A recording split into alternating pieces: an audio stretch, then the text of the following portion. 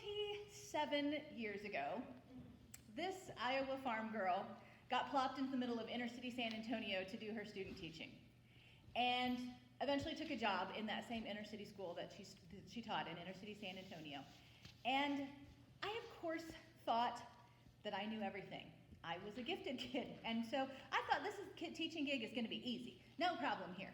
And so my first week, I lessons planned, and by Friday, I was out of stuff to do. We'd already covered all the things I had planned for the week. I didn't quite have that pacing part down yet. And so I reached deep into my vault of teaching tricks that was this thick because I had never taught before.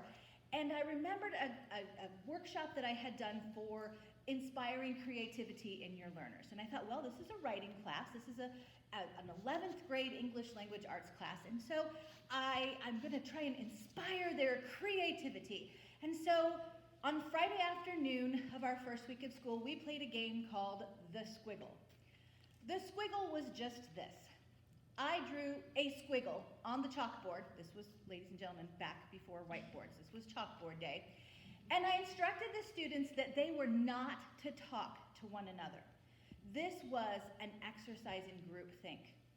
And without talking to one another, we would take turns, and everybody would go up and add to the squiggle until we could see if by the end that everyone had worked together to make a drawing, and we would see what that drawing was. And the kids were like, oh, we can't talk. No, we can't talk to each other. And so very diligently, without speaking, they followed directions very well.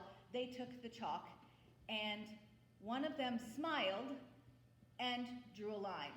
And the next one came up and looked around and looked at the first one and smiled and drew a line. And I maybe should have at that time figured out that something was going on. But without talking, as I watched from the back of the room, the gentle slope of a hip emerged. And then a few strokes later, the gentle curve of a, you know where I'm going with this. They finished, and Javier from the back said, hey miss, I think we should call her the Moaning Lisa. This was my introduction to teaching. And I thought, oh dear Lord, what have I gotten myself into? But I was kind of excited at the same time to think, I get to spend the rest of my life hanging out with these kids who are really kind of funny. I think sometimes the hardest part of being a teacher is not laughing when you're dying laughing inside because you know that they've done something that you shouldn't laugh at, but it's really hilarious. Along with that story of my first year of teaching, I had an experience that changed me as an educator and as a person. I grew up, and it wasn't always easy growing up in our family, financially and so on and so forth, but I never wanted for anything. I never needed food, clothing, shelter. I had everything I needed to be successful. I had a student in my freshman English class, freshmen. These were 14, 15, some 16-year-olds. And we were doing an exercise, and this kiddo had come in again, having not done his homework, and me, in my arrogance, said to him, buddy, come on, you got to do your homework. You are 15 years old. School's your priority right now. You need to be focusing on this. You'll have your whole life to work. And my mom will laugh because she knows that my dad said that to me almost every day of my life. Look, have fun now. You've got your whole life to work. And he looked at me and said, Miss, I got 13 brothers and sisters. We live in a house that ain't got no floors. It's just dirt. My mama works 2 jobs, and I work as soon as I get out of school. If I don't work, my brothers and sisters don't eat. I ain't got time to do your homework. And I stopped, and I said, you're right. What do you need? And he said, I need to know how to fill out them job applications so I can get a job somewhere that pays more money. And thankfully, I had the brains and the ability at that time to say, yep, that's what we're going to do. So that was the day I became a teacher of kids rather than of English or any other subject matter. And it's a lesson that I have carried throughout my career. Every kid in our classrooms has a unique story and needs to be handled differently from every other kid in that classroom. And yet every year, every school in America gives some version of a standardized test. Now, the very definition of a standardized test is one that is the same for every single student who takes it. These tests give our administration and our district and the state data that they use to decide whether a school, and by extension, the teachers in that school, have been successful in their mission to educate.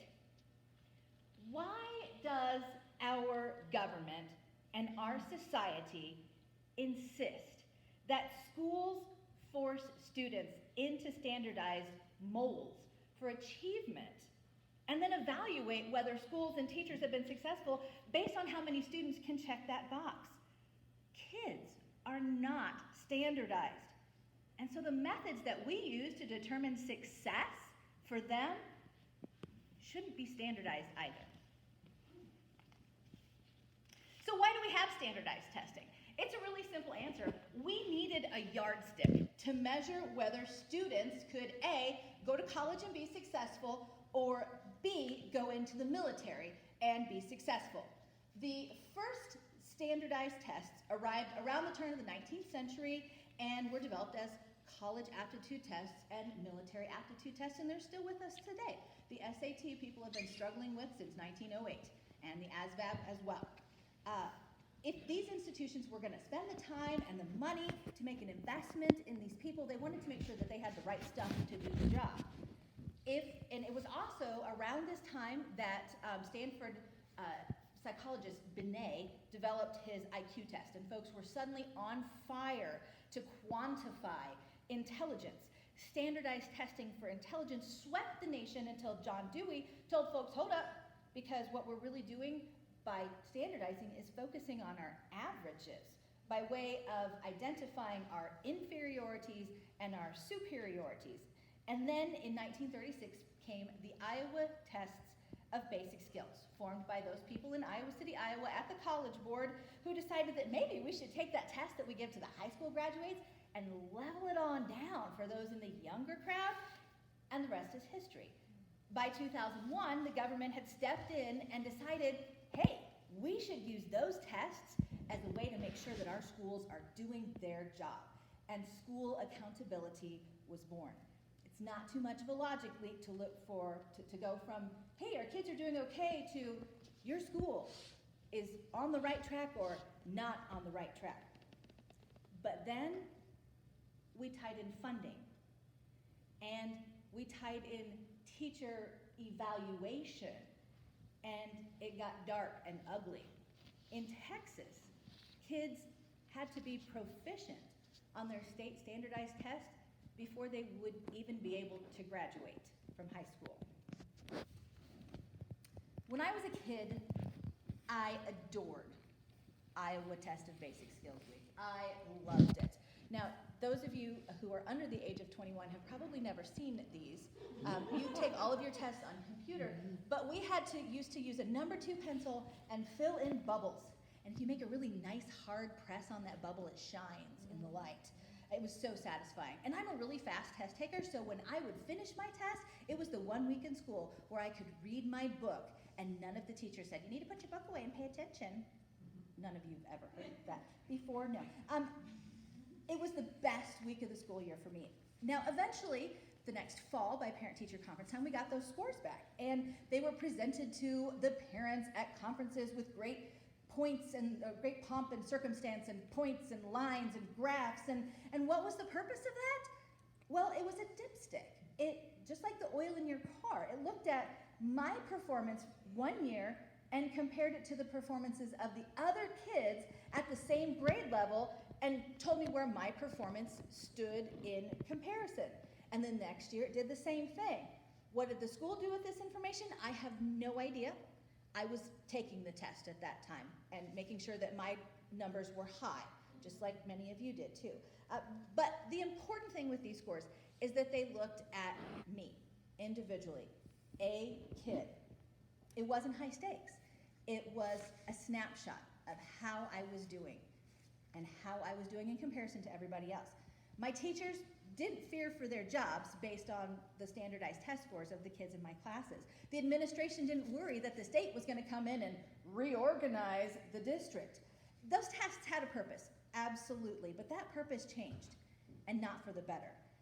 Standardized tests became the arbiter of good schools and bad schools, or low-performing schools. And if the majority of kids in a school didn't perform well enough in comparison to their peers from other schools, then that school was labeled as failing. And then in a stroke of genius that can only be attributed to the United States government, funding that could have made the school better was taken away from those schools in some sort of Machiavellian punishment scheme designed to flog the servants until the morale improved. Now, do we need to get rid of standardized testing altogether? No, absolutely not. We can still gather good data from the results of the testing that we give. If we look at an individual student's growth rate from year to year to year, we can absolutely assess whether or not that student is receiving the instruction and the education that they need to be successful. But we have to recognize that standardized tests can never be truly standardized because our kids aren't standardized. In Texas, many years ago, on what was called the TOS test, the Texas Assessment of Academic Skills, students had a reading comprehension passage, and it was the 9th grade test because that was what I taught at the time, and that was what was on the test when I gave it every year. And it was a passage, and then there were comprehension questions afterward, and the story was called Barrel Racer. And it was a short story about a girl who was preparing to ride her horse in the barrel races at the local rodeo. Now, stereotypes about Texas aside, not every student in Texas, think inner city Houston, inner city Dallas, which are not very much different than inner city St. Louis or inner city Kansas City. Not every student has a contextual background in rodeo. Reading teachers will tell you that the very first thing that a student needs to decode a passage is context or schema. And if students don't have that frame of reference when they're reading a passage, then their comprehension rate just isn't going to be as high. But that passage was on every single test that every single student in that grade level took that year in the state of Texas. Now, how is that providing the same opportunity for success for every single student in that state? So what's the answer? We need to refocus and reframe our use of the data that is gained from standardized testing. Now, the problem with the data currently isn't that the test itself is inherently bad. It's what we do with it. We're using that information to compare students to other students and schools to other schools. Instead, that data needs to be used as an indicator only of how a single student is performing and progressing. We can ask the same questions of every kid in a given year, but we shouldn't be using that data to pit kids against one another in a comparison of who's the smartest or whose teacher is the most effective or least effective. Instead, we need to use it to compare student A one year to student A the next year and the next year and so on, in order to make sure that student A is progressing and learning. And then we do the same with student B, student C, until we do truly measure whether every kid is receiving the education that they need. But we have to stop treating our kids in schools as an amorphous blob of humanity and recognize that every single one of them is unique and different and creative and amazing. And our methods of making sure that each one gets the education that they deserve doesn't harm our school districts, our kids, or our teachers. Spending all the time and money and energy that districts currently do on preparing students for that test doesn't show us anything more than how well students can perform on a given test on a given day. It doesn't take into account which students had breakfast that morning, which students' parents are going through a divorce, which student's dog may have died the night before. We've got to focus on other ways of figuring out what and how much our students have learned. So, back to my Texas roots, I had a student named Anthony Jones, and Anthony decided midway through the year that he would like to be known as Dank. And I said, Dank, are you sure? And he's like, yeah, I think that's a cool name. It's like dark and mysterious. And I said, well, let's look that up because I'm pretty sure it means moldy and kind of smelly. And so we looked it up, and it does in fact mean dark, cool, and moist, often leading to mildew. But Dank said, I just want the first part. All right, Dank, you do you. And so Dank was a fantastic kid. He was funny, he was smart, he was creative, and he had a career goal at age 14, and that was to be the graffiti artist for the local criminal social organization. He practiced his skills on all of his papers, and he would say, this isn't my true medium, pencil and paper, I much prefer spray paint.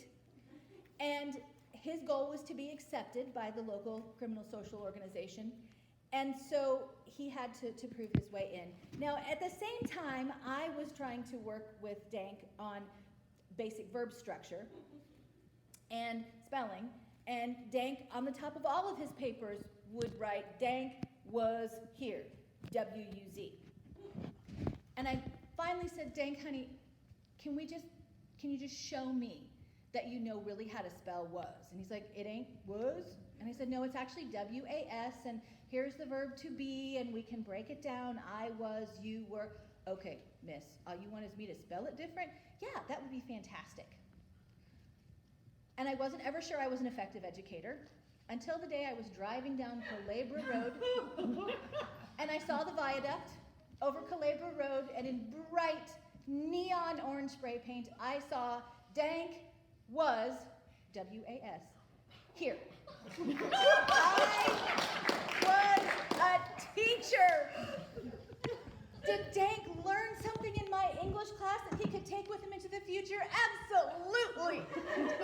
Was it something that was going to score him an advanced on his state-mandated test? No. But he was still an amazing kid. They all are. And how a standardized test, or that standardized test, will never, ever be able to tell us just how amazing and creative and unique and wonderful they all are. Thank you.